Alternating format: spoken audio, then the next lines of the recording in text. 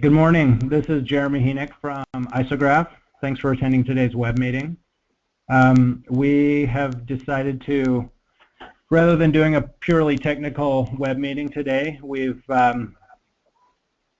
included consultant Bill Keeter, who does a lot of work and consulting with our software products, to give a practical example of how an RCM study can be analyzed using our software, the Availability Workbench.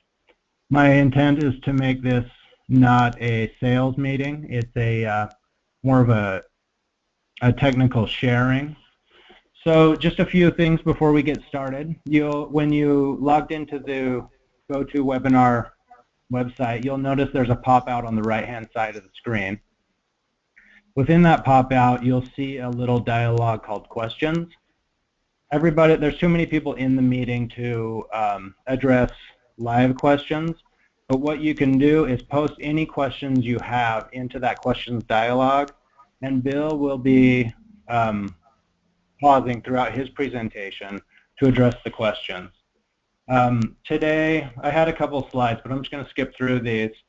Isograph, we're about 30 years old, software company. The main product we're going to be looking at today is the Availability Workbench. Since this webinar is on optimizing an RCM study, we'll be focusing on the RCM portion of the Availability Workbench. Bill, are you still on the line? Yes. So if you have questions, post them to the questions dialog, and I'll answer those, or Bill will answer those as the presentation is underway. But I am going to just pass controls over to Bill Keeter and let him get started.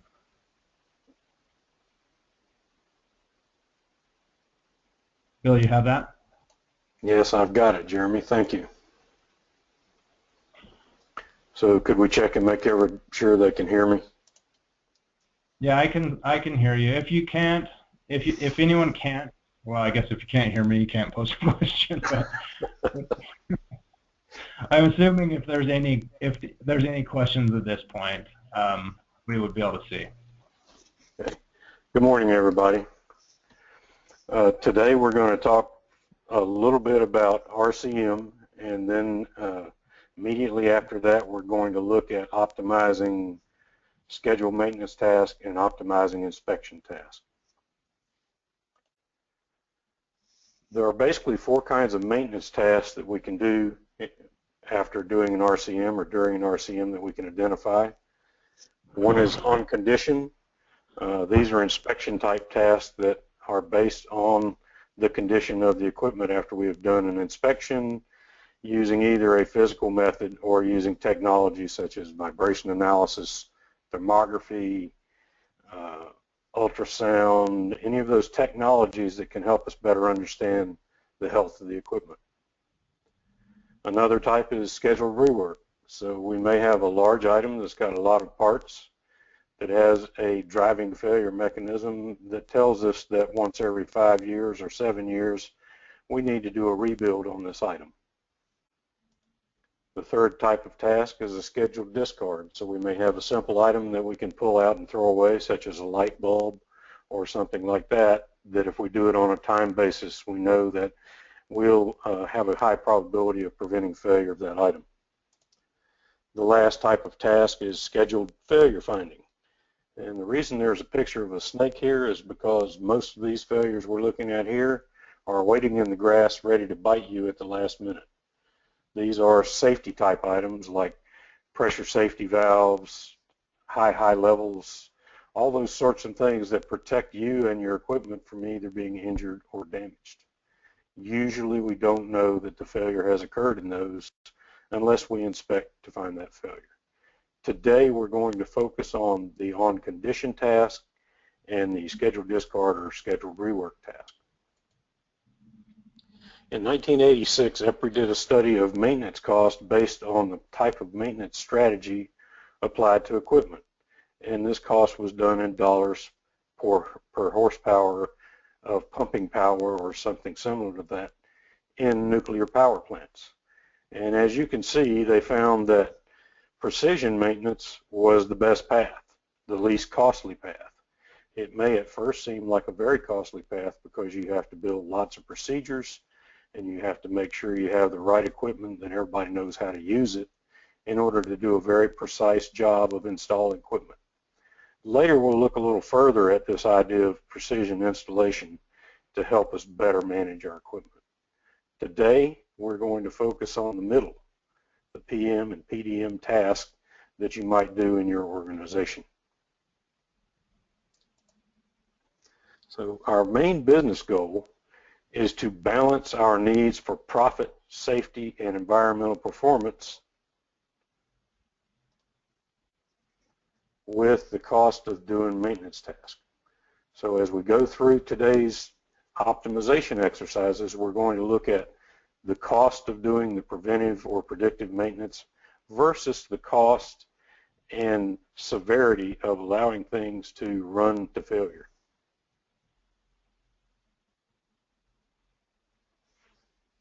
First, we're going to look at scheduled PMs. Many of you have probably seen this graph before, this bathtub-shaped curve. This curve has three specific regions that are described by the Weibull distribution. The left-hand side here, or infant failures with a beta less than 1, tells us that we have some sort of problem. It can be an installation problem, it can be a spares manufacturing problem, it can be problems with operator capability during startup. So there are multiple things that can cause these infant failures, and in order to manage those we need to do a couple of things. The first thing is maybe do some condition monitoring to help us understand the health of that thing. The second thing is, when we do a replacement, is to make sure that we have people on alert that something might go wrong because we've had a problem in the past in this infant failure region. The third thing we want to do is identify and eliminate the cause of those infant failures. There is no amount of PM that I can do that will eliminate those. I have to improve the installation practices, or improve the manufacturing practices for spares, or improve operational capability. And in order to do that, I need to use one of the most powerful tools in the reliability toolkit, and that is root cause analysis. So if you're having lots of infant failures, the first thing you'll want to do is an RCA.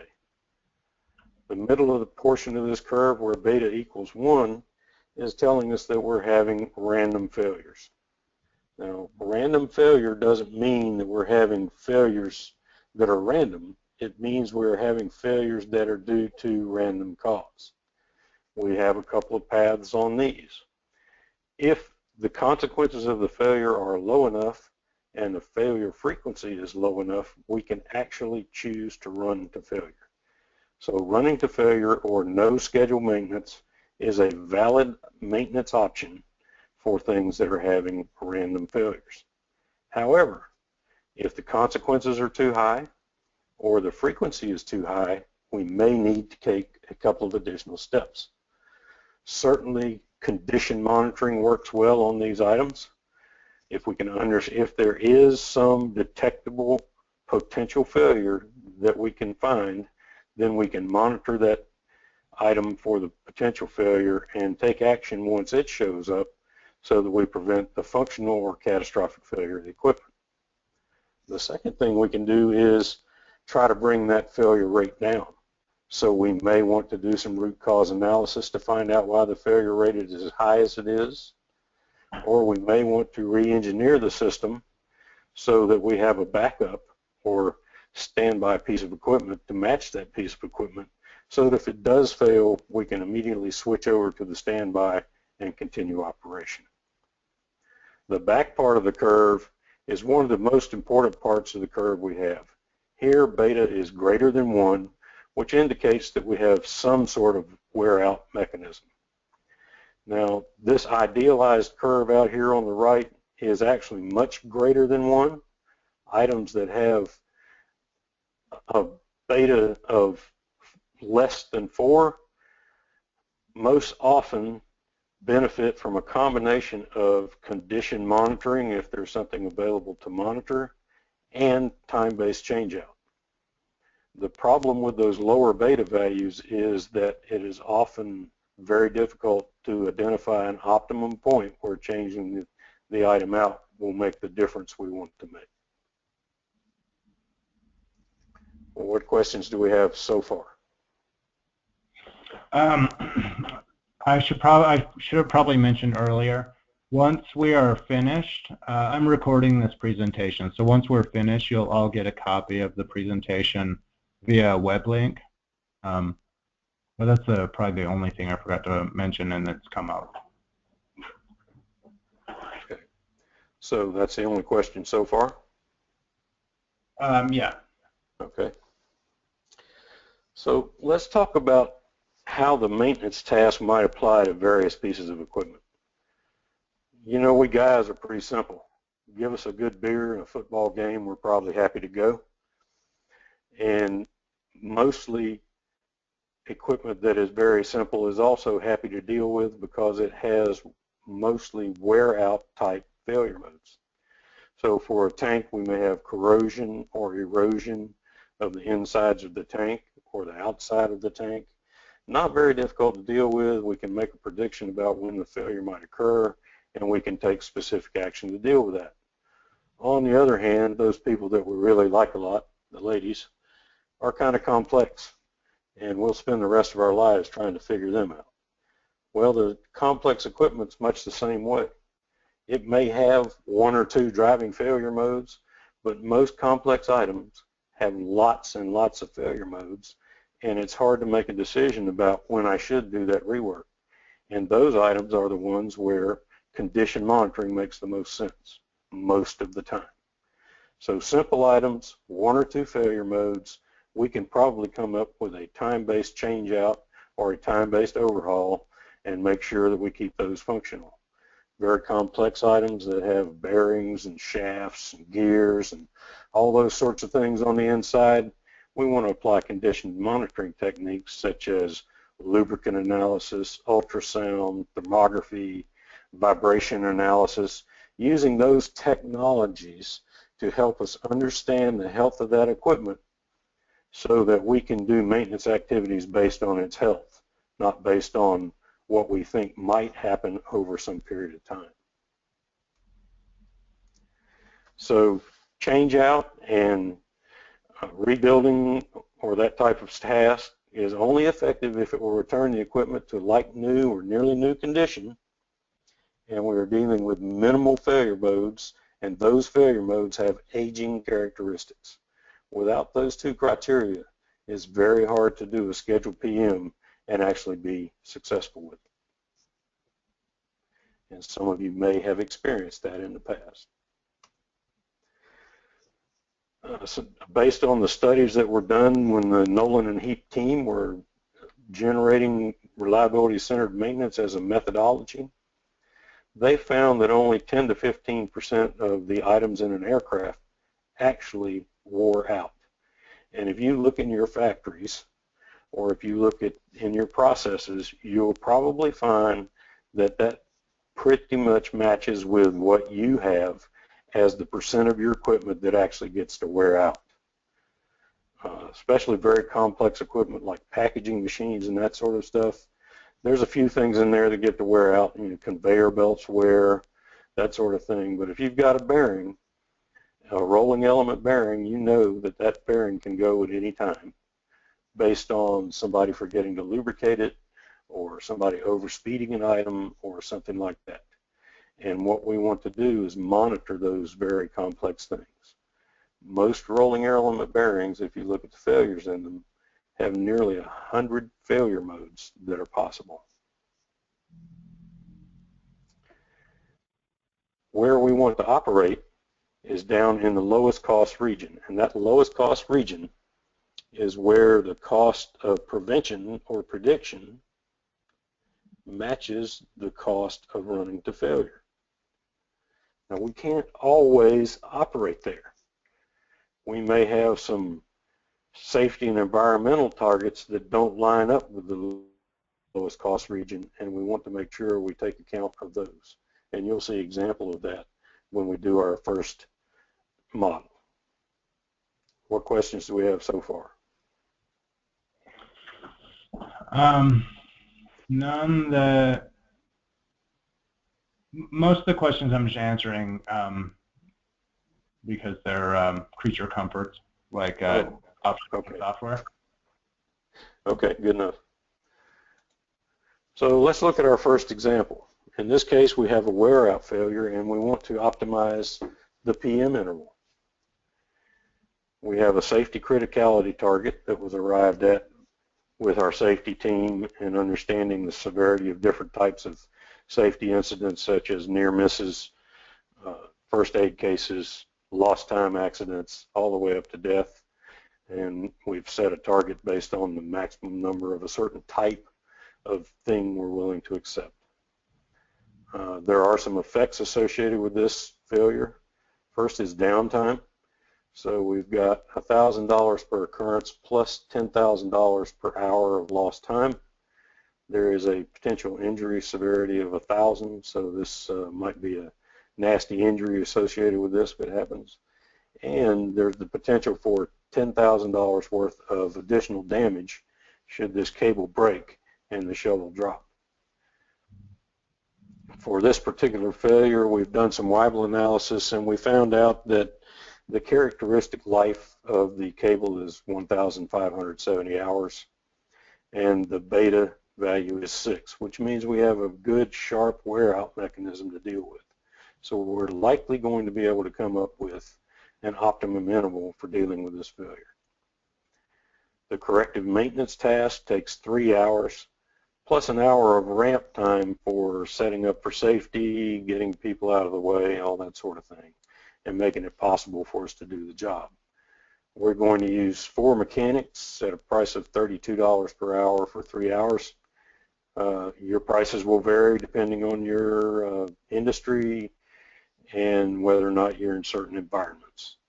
And the spares cost for this failure is around $5,000 per failure. Now the PM, we're going to take advantage of the planning and scheduling effort so that we can plan and schedule this guy, and he's only going to take the 3 hours of task duration. So no ramp time applied to the PM, and the task duration is 3 hours. We also won't apply all of these failure effects that we talked about.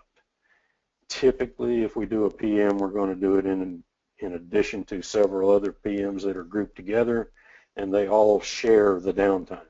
So it's a little hard to know whether to apply certain consequences or effects.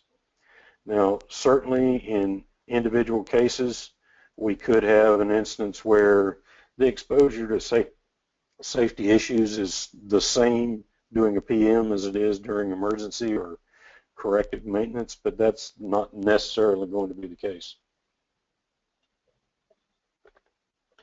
Typically, we think that a well-planned job should lower our risk of injury.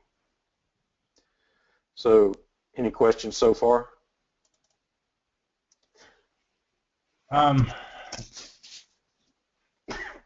We're okay. We're okay. Okay. So let's look at this hoist system on this shovel. Its job is to move the dipper up and down. So this is its function. Functional failure is it won't move. Now these are very simply stated. You may in your own situation want to be more complex with your functions and functional failures and with your failure mode description. One of the things I like to include is something about what caused the failure mode. Did it fail due to wear? Did it fail due to damage? What was the source of this failure? In this case, we know this one's failing due to wear out because of the Weibull shape that we have. And we have some effects that we've applied. So the shovel is going to be down, obviously, because it can't operate with a broken hoist cable. There's some additional equipment damage that occurs if this happens. It's damage to the shovel, damage to a vehicle that might be parked under the shovel. There's any number of things that could happen that will cost money. and there's a safety issue here, and this is a potential lost time injury. Any questions about effects?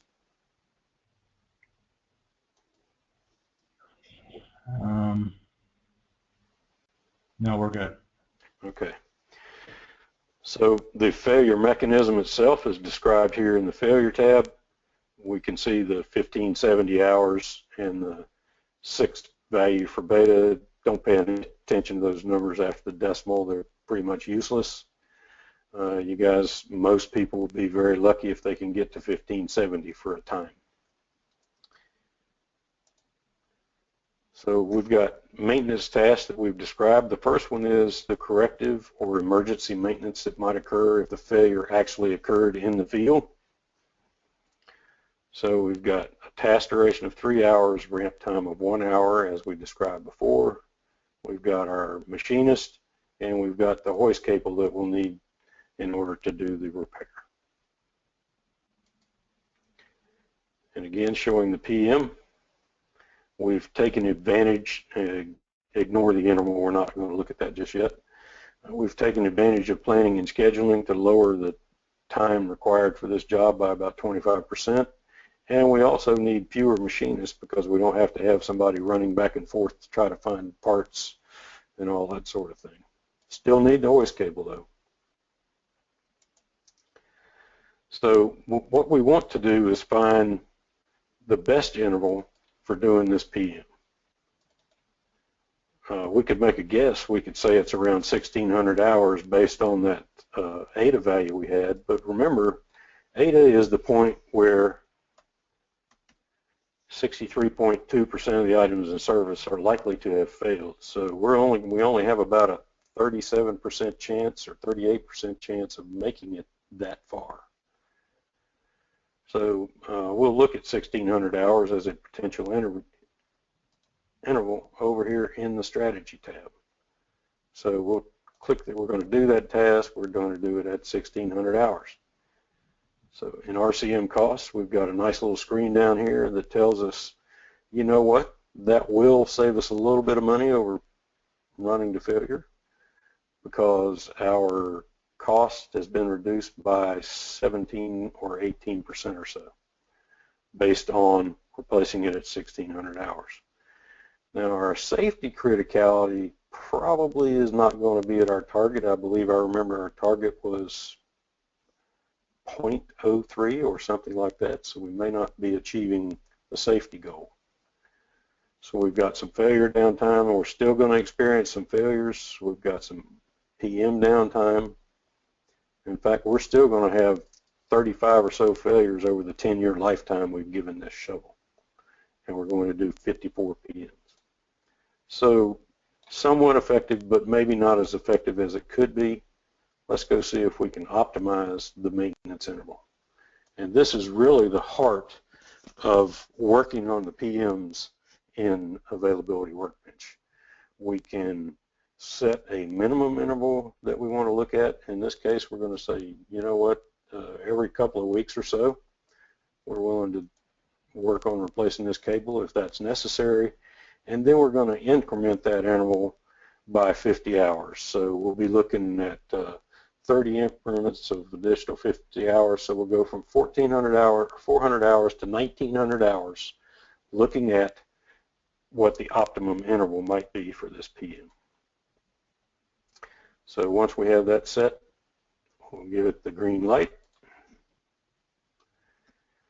So we have a problem. It says here, criticality target problem prohibits optimum interval. So this blue curve, or the cost curve, shows us left, we're doing too much PM. We get to the minimum where the cost of the PM and the corrective balance out. And then the right-hand side of the curve is the idea that we're not doing enough PM to prevent failures, so the cost is climbing. The safety criticality curve, however, won't allow us, based on our goals, to do this minimum target. So what we want to do is do that PM before the criticality target passes the cost target, or before it passes our criticality target. Does anybody remember what our criticality target was, I wonder? Let's go take a look at that. So we'll close this for now.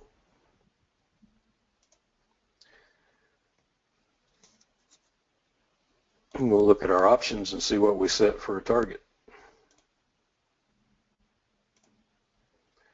So we set a safety criticality target of 0.05. Let's go back and look at what our PM wanted us to do.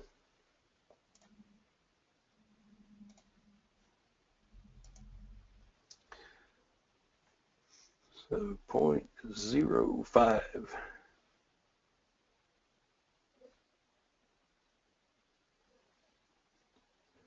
There's 0.05 right here on our criticality side. If we come straight across,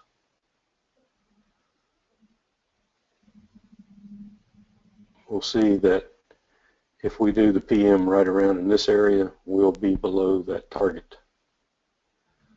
So we may be spending more money, but we are spending money in order to meet our target. What questions do we have at this point? For any of you that, if the screen is a little bit behind the dialogue, sometimes that happens with the web links. So it'll just when you go through the presentation, you might be speaking a little bit ahead of what people are seeing. Okay. But it will catch up.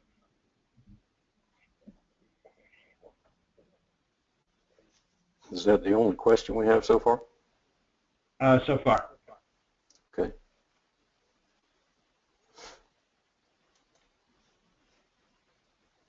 So should we run through this again very quickly? Yeah, maybe you could run the optimization with the green traffic light, just kind of show the result. So we've got a PM task to remove and replace this horse cable, and what we want to do is find the best interval for doing that replacement based on our cost and safety goals. So we have put in the task duration, we've got the number of people that it takes, and the spares that it takes for both corrective maintenance and the PM. The next thing we want to do is optimize the period of that PM. So we'll take a look at the interval optimization screen. The first thing we've got is setting up the initial interval and the interval increment. Those two things together specify how long a period of time we'll be looking at for doing the PM. So with 30 intervals of 50 hours, that's 1,500 hours, plus the initial interval of 400, makes a total of 1,900 hours we'll be looking at for the PM. And we can see down here on the left, 400 is the minimum, roughly 1,900 hours is the last cost point that the program looks at. The main thing we have to remember when setting these intervals up is that this period needs to be long enough for us to look at all of the, it has to be long enough so that we're taking in the life of the item. So if I have something that lasts 50,000 hours, then I'll need to make my interval combination look at most of that 50,000. Or if I have an item that I know that has a long failure-free period, I can just look at the back part of that and optimize that interval based on that information. So we'll give it the green light again. The answer again is the criticality target prohibits optimum interval, and that's because our criticality target of 0.05 can't be met with the lowest cost point due to the fact that we're going to be above our safety target. If we look closely, even I can't read that, but I think it's around 0.07 at the lowest cost point. We need to be somewhere that'll be below 0.05. So Bill, the optimum point is where the cost, the lowest cost curve crosses the safety criticality? The optimum point is not necessarily where the cost curve drops across there. It's more where it drops where you keep yourself below the target. So this is the lowest overall cost if costs were the only consideration. The safety criticality at this point is 0.067, so we're above our target. Safety criticality at this point is 0.045, so that would place us below our target, but sort of close. So we may want to back up a little bit. That's 0.03, so we may choose that as our cost point right there. Now, that's not the absolute minimum, but that is 800 hours. So let's go back and we'll make this interval 800 hours.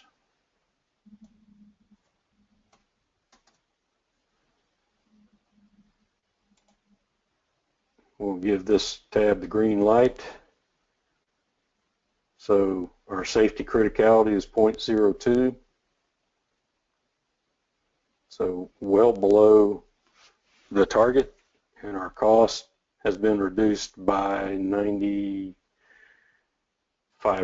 or so. So this cost benefit ratio tells us how much we've reduced overall cost. The safety benefit ratio tells us how much we've reduced our exposure or our risk. So we might be able to go to 900 hours. Let's see what we get out of that.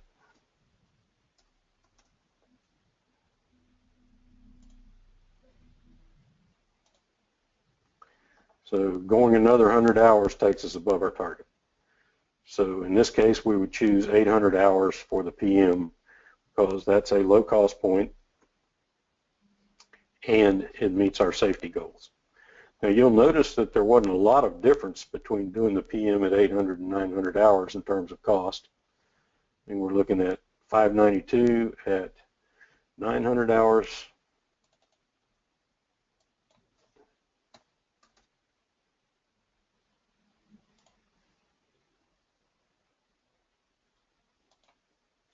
And we're looking at $630,000 over 10. Now these are over 10 years. So we're looking at an additional 2 to 3% of cost over the lifetime of this item. So roughly $63,000 per year versus $58,000 a year for the maintenance. You can see we still have a little bit of failure downtime, but nothing on the order we had before. Most of our downtime is PM downtime. Still exposed to 1 or 2 failures over the 10 years, but we're going to do 100, 110 or so PMs. So what questions do we have at this point? Bill, do you want to talk really quick about the random number generator and how many, what your sampling size is, like how many simulations you're running and how that could affect the outcome, if it does at all?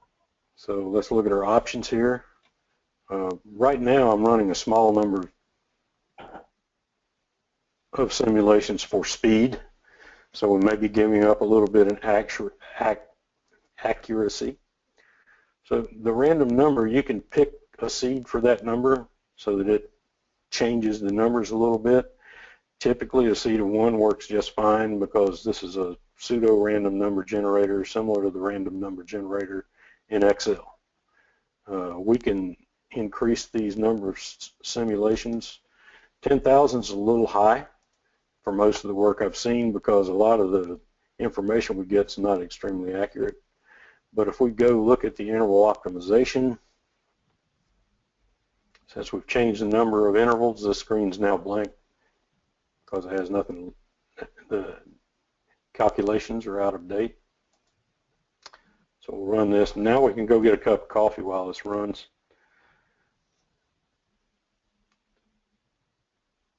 As you can see down here, it goes very slow now because we have so many iterations. So you may want to balance. One of the things you have to do is balance your time requirement versus your accuracy requirement. Now, if you can let this thing run overnight, you'll get some more accuracy.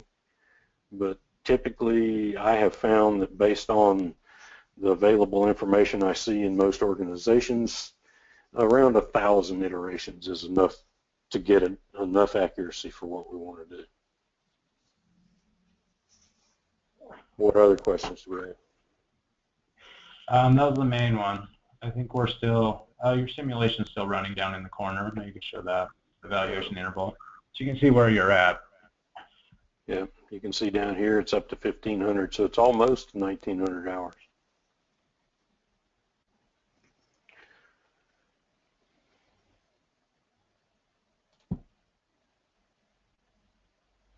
Yeah. So, oh, what? How many simulations did you put in? 10,000? 10,000, yeah. Okay. Oh, now it's ready. Ready, but I had closed the screen, so we won't get an answer. But you can see it's an order of magnitude, quite a bit more time to get that additional accuracy. So what you want to do is make sure you need that level of accuracy and make sure you have enough time to run to that level of accuracy. Okay. What other questions do we have? I think we're good for now. Those of you that have asked, some of the questions that have come in will take a little bit more dialogue, so those we can answer offline. Okay. This was about the amount of time we wanted to use today to just show a quick example of how you can optimize an RCM study, kind of take it from a qualitative study to a quantitative study to give you some numbers to look at. Let me just put my contact. I did have another example on condition monitoring if you want to go through it. Oh yeah, let's take a quick look at that. Okay, so let's talk about condition monitoring. Our second case that we're going to look at involves condition monitoring. So this thing we've heard about P2F interval involves the interval between the time we can detect a potential failure and the time the functional failure might occur. My good friend Doug Plucknett has come up with another thing he calls the I to P to F interval. So this installation point is where we're going to have the maximum resistance to failure for a failure mode involving a P to F. So in here is where we make money. But what we want to do is get this as good as it can be so that we have a long period before the potential failure introduces itself to the system. As we're doing condition monitoring or predictive maintenance tasks, we want to make sure that we follow a hierarchy of tasks. Our best condition is running under load. So if we can not interrupt production at all, that's our goal. We want to understand the health of the equipment without interrupting production, and it's especially good to have it under load because that's where you get the maximum forces that are on the equipment. The next hierarchical level is running with no load. So we maybe can't run it while it's under load, but we can take it offline, run this thing with no load on it, and get some idea of its health. And then on down to stopped with major disassembly. The last thing we want to do is invade that equipment. We want to minimize touching the inside of the equipment in any way. So our goal is to use technology as much as possible. In this second case, we have an item that has a beta of 1 and an eta of 48,000 hours. So around 48,000 hours, the cumulative probability of failure is 63.2%. We've got random failures, so we really need to be doing something that will help us understand that health of that piece of equipment. Again, we've got some corrective maintenance data, and that will be applied as well to a PM. And the reason we apply it to a PM is because the software needs to have a task to do once it finds or detects the potential failure. And the task it does is the one that you put in the PM. We need one PDM specialist at a cost of $60 per hour. Again, the task duration of 3 hours. We have a P2F interval for this item of around 3 months. We're going to use a normal distribution to demonstrate this, and it has a standard deviation of 588 hours. and a detection probability of 90%. So what we're saying is that 90% of the time, our predictive maintenance specialist can detect this potential failure when it occurs.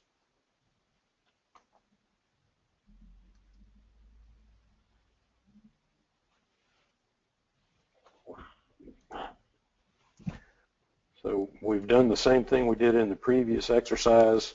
We entered the effects, in this case, just downtime, so all we have to worry about is cost. We've got the failure mechanism in there. We've got the 3 maintenance tasks defined. And what we want to do now is understand the optimum interval for doing this PM. First, or the inspection. Now, in the software, it says inspection. Inspection can be any technology or any inspection technique that we need it to be. It's not just physical inspection. It can be vibration analysis, thermography, whatever yields information about the health of the equipment so that we can use that information to understand when we need to work on the equipment. Right now it says the task is enabled every 2 months. So let's go see what we need to do for this task. First, we have some information about the interval. We're going to say that we want to look at it. We're willing to look at it at least once a week, and we're going to look at a weekly potential over 30 weeks. So we should be able to find something inside that P2F that will give us the data we need. We also have some information about the task. So here we have 4 choices we could make. The step choice basically says that if I reach the hours that I've got in here for the P2F, it will detect it. Now, we don't often have step functions in life. Lots of times we have normal distributions. In this case, we're going to say that on average, the P2F is 2,190 hours. However, it has some variation in it, and that variation is 588 hours. So we might be low or high, but on average, 2190 hours with a standard deviation of 588. And this is a measure of how good we are at detecting the failure. Our technician may require more training. Our equipment may have some limitations. There can be any number of things that would make it not 100% detectable. And anybody that says they're 100% detectable, would you please have them give me a call so that I can hire them and we can get rich? Because I think it's very hard to be 100% on this predictive maintenance stuff, mainly because people don't really know what the P2F intervals are and don't really want to know. In order to know it, you've got to do some experiments. In order to do experiments, you've got to let stuff fail. And it's not very good for your job continuation plan to go to the boss and say, well, you know, if we let that fail 3 more times, I'll know exactly how long the P2F is. So we have to make some estimates based on the best judgment of our predictive maintenance specialist. In this case, 2190 hours. So let's go see if we can optimize that strategy. So we don't want to optimize the PM, we want to optimize the inspection. We've put in the number of hours for the intervals, so let's give it a green light. Oh wait, it's going to be a minute or 7. Let me stop this.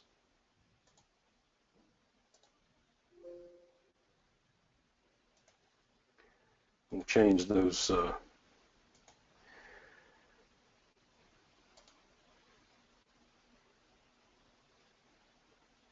I think you see, I want to say yes there, yeah. Yeah, I clicked the wrong button. Sorry about that. So let's go back and change this simulation so it's only about 100. We do want to finish today. So now we'll go back and look at that task.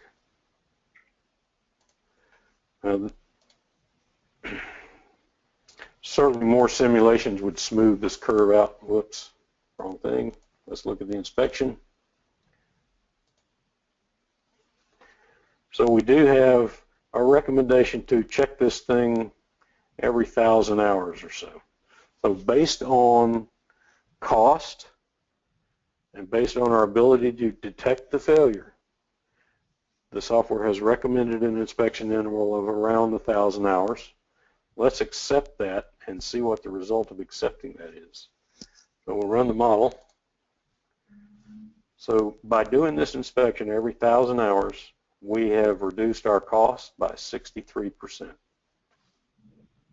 So this has taken into account the cost of doing the inspection, the cost of doing the replacement when I find the problem, and the cost of allowing things to fail. So it still says there's a 5% chance of a failure over the 10 years. But the number and the lifetime number of PMs would be about 1.6. So based on the 48,000 hour time to failure, that's probably about right. We should expect 2 failures over the 10-year life. We'll do 86 inspections over that life. So 86 inspections times 1,000 hours or so is roughly 10 years. What questions do we have about optimizing the inspection or predictive maintenance interval? Bill, just a couple of questions out of curiosity. Is this actual data, or is this for just example purposes? The first example was from actual data. In this example, the time to failure and the failure information is actual data. The PDM data is not actual data because we estimated the P to F standard deviation because we don't have data to support.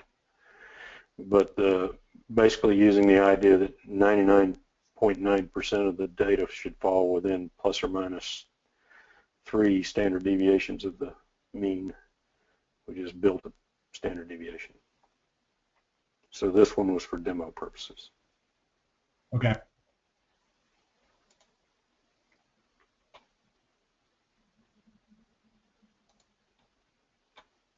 Is that all of the questions? Yeah, I think we're good. Yeah.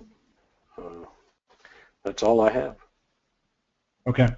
Well, thanks, Bill. That was a good look at how to take your qualitative study to a kind of a quantitative level, giving you some information you can use.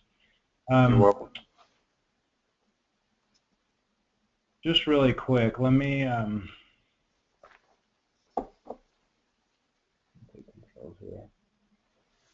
this was a web presentation we put together just for the SMRP attendees.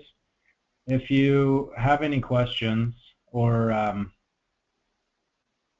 want anything from us, even if your questions are purely academic or for your own curiosity, please feel free to contact me. I can also put you in touch with Bill Keeter if you would like to discuss things more with him.